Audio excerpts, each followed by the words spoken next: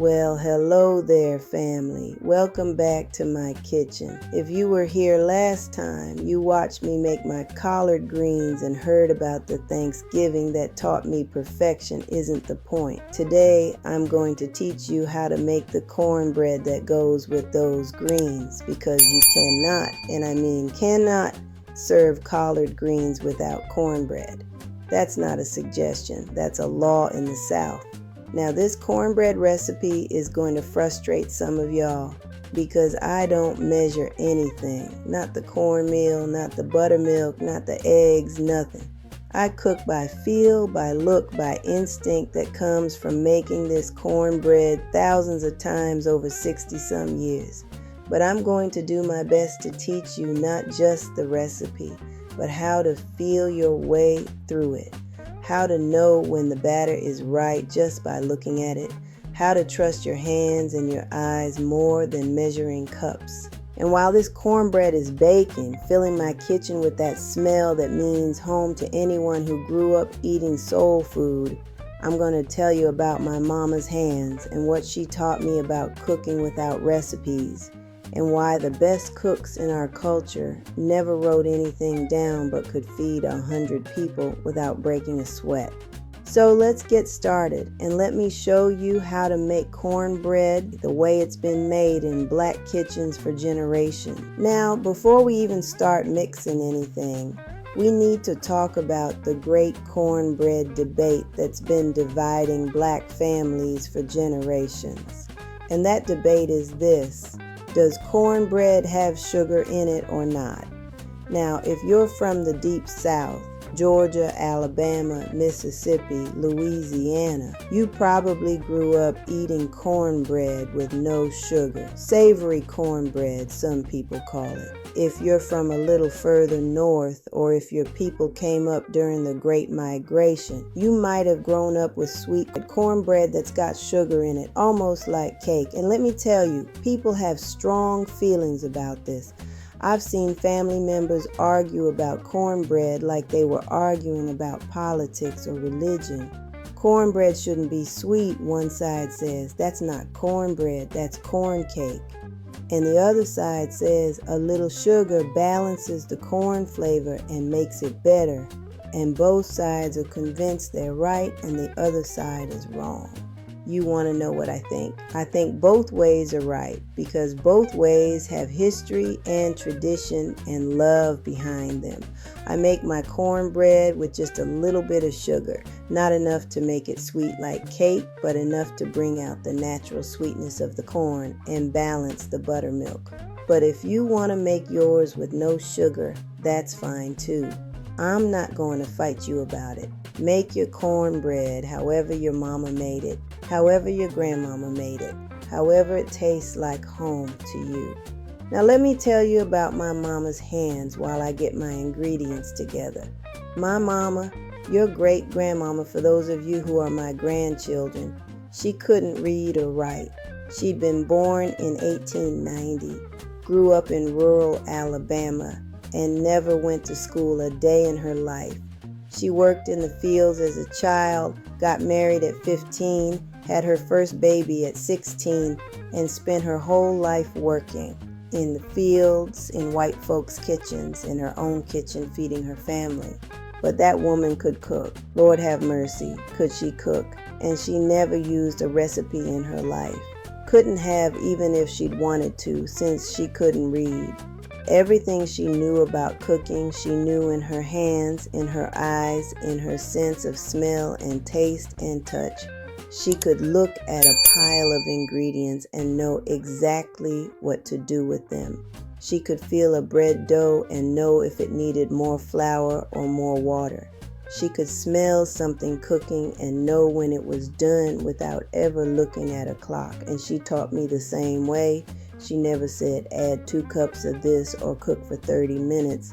She'd say, add cornmeal till it looks like this, or cook it till it smells like this, or you'll know it's done when it feels like this. She taught me to cook with all my senses, not just my eyes reading a recipe card.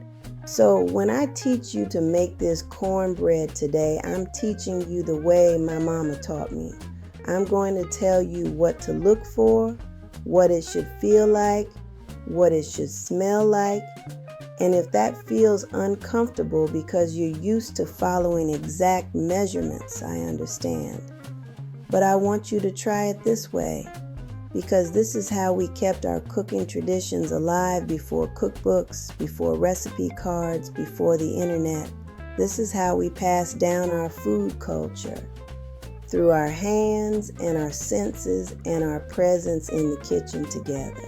All right, let me show you what we need for this cornbread. I've got my ingredients here on the counter.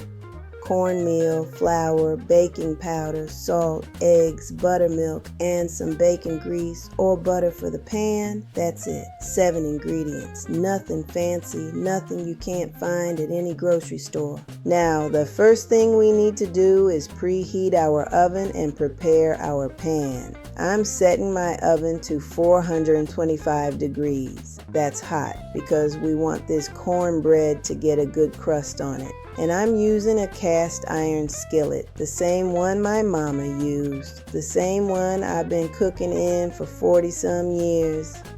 This pan is seasoned so well that nothing sticks to it, and it gives the cornbread the best crust you've ever tasted.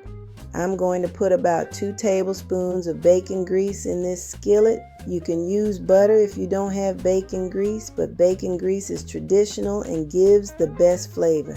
And I'm going to put this skillet in the oven while it preheats. We want that grease to get hot, smoking hot, before we pour our batter in. That's the secret to getting that dark, crispy crust on the bottom and edges of the cornbread. While that pan is heating up, let me tell you about the time my mama taught me the most important lesson about cooking.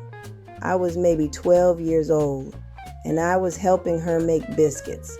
I kept asking her, how much flour do I add? How much buttermilk? And she kept saying, enough, you'll know. And I got frustrated because I wanted her to tell me exactly what to do. I wanted a number, a measurement, something concrete.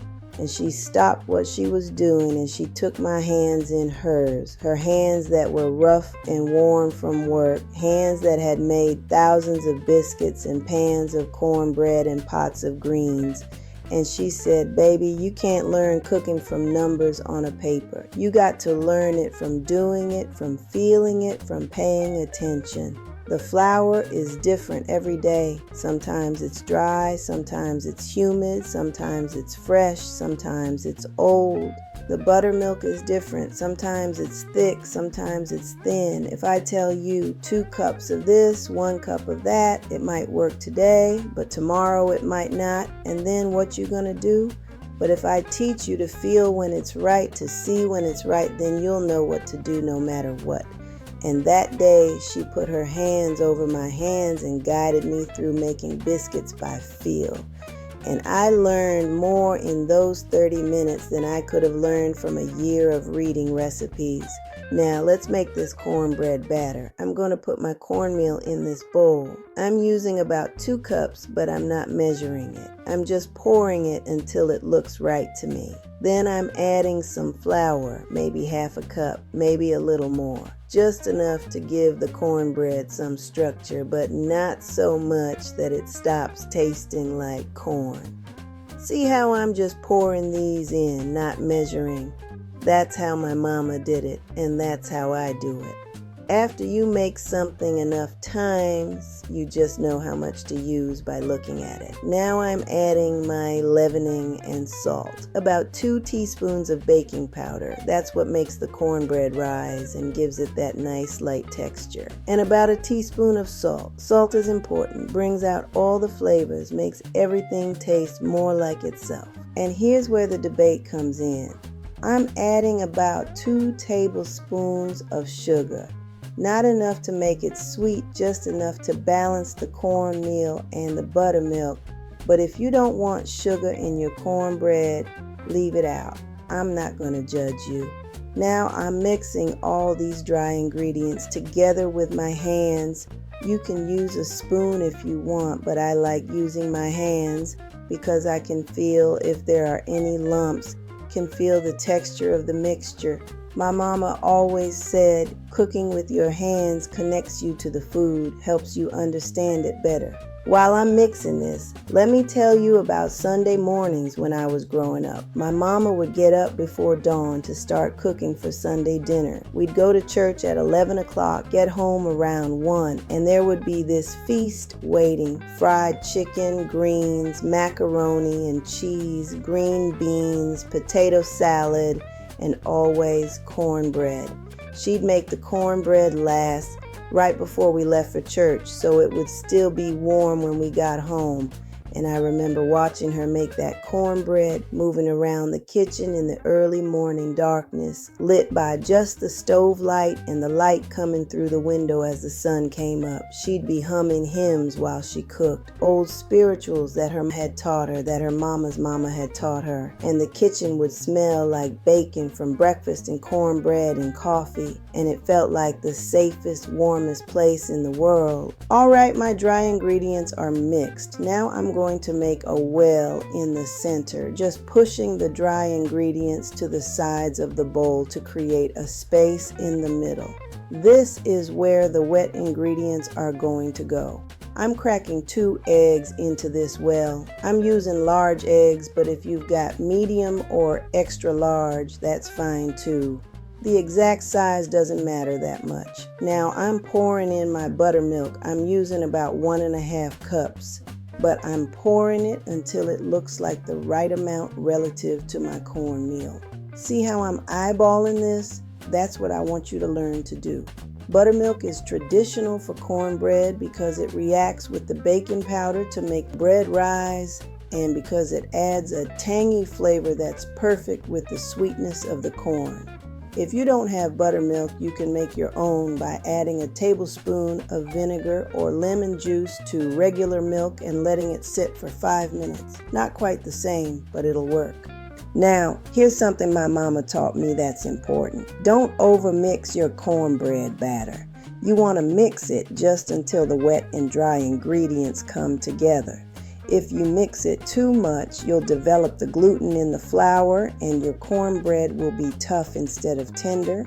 So I'm going to use a wooden spoon now, and I'm just going to fold these ingredients together gently. See how I'm mixing? Just folding it over on itself, scraping the bottom and sides, bringing the dry ingredients into the wet. It's okay if there are a few small lumps. In fact, a few lumps are good, means you didn't overmix it. And look at this batter. See the consistency?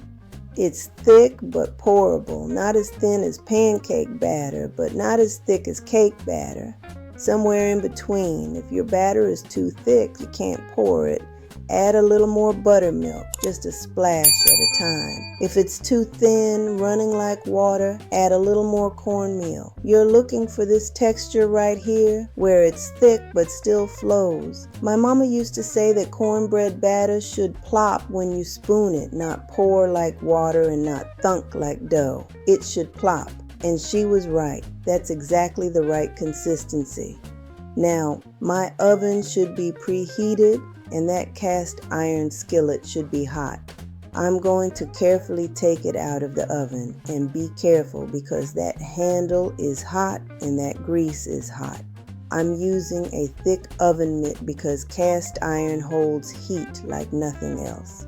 Look at that grease. It's shimmering, almost smoking. That's what we want. Now I'm going to pour this batter right into this hot skillet and listen to that sizzle. Hear that? That's the sound of a good crust starting to form on the bottom of this cornbread. I'm swirling the pan a little bit to spread the batter evenly, and already you can see the edges starting to set up from the heat. This is why we heat the pan first. It starts cooking that cornbread immediately, gives it that crispy bottom that everyone fights over. Now this is going straight into the oven.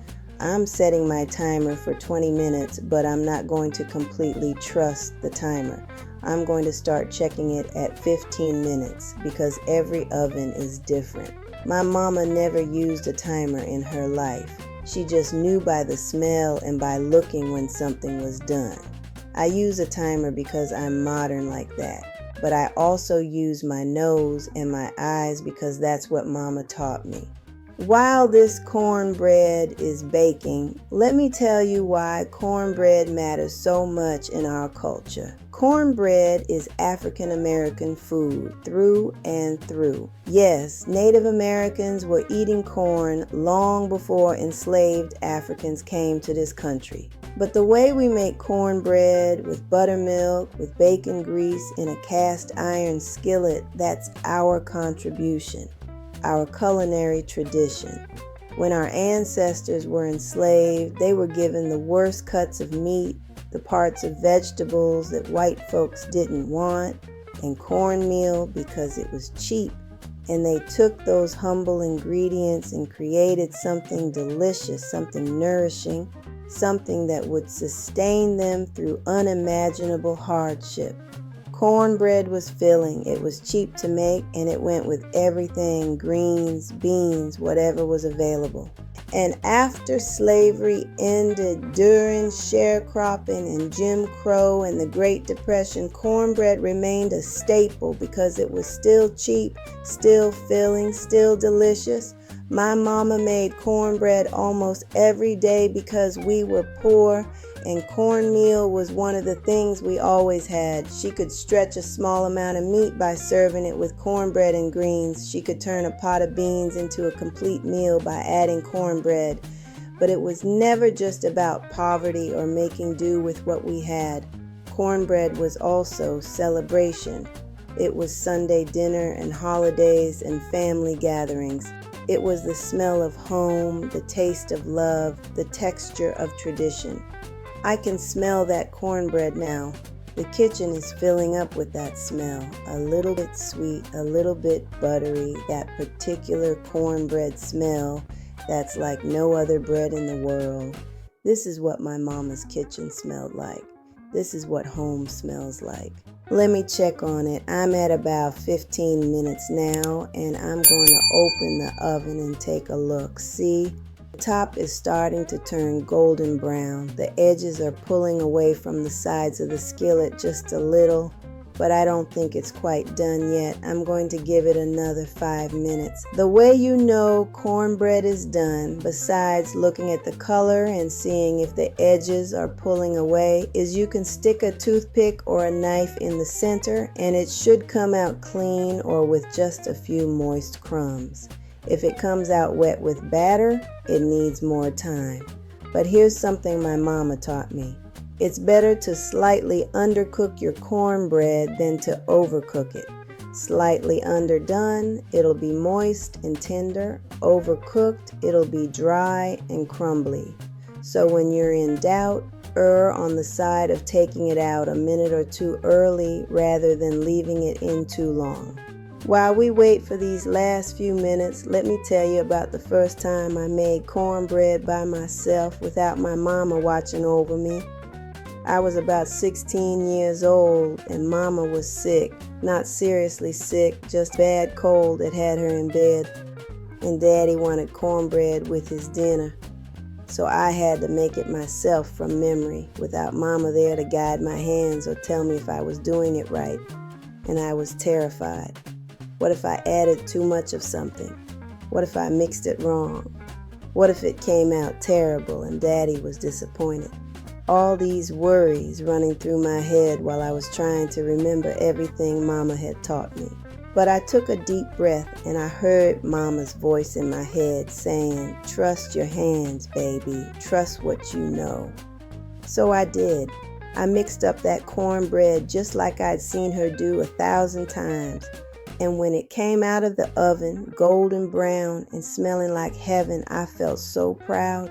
I took a piece to Mama in her bed and she tasted it and she smiled at me and said, "That's good, baby. That's real good. You got it now."